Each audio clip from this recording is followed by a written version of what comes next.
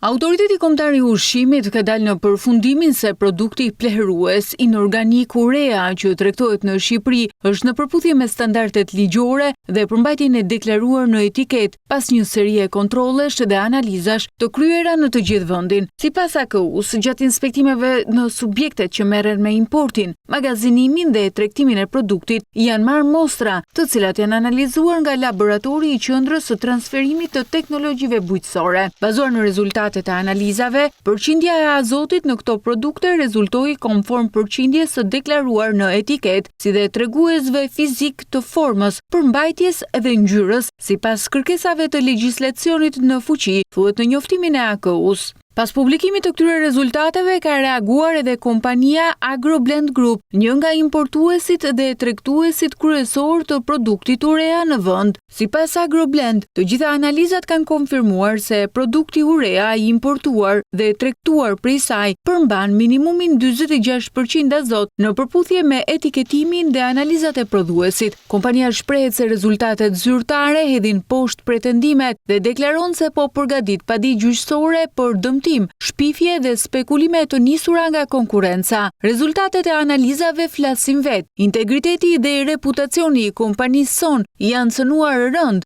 dhe studio ligjore po përgatit padin përkatëse, thuhet në deklaratën e bordit drejtues të Agroblend. Agroblend konfirmon standardin e cilësisë superiore.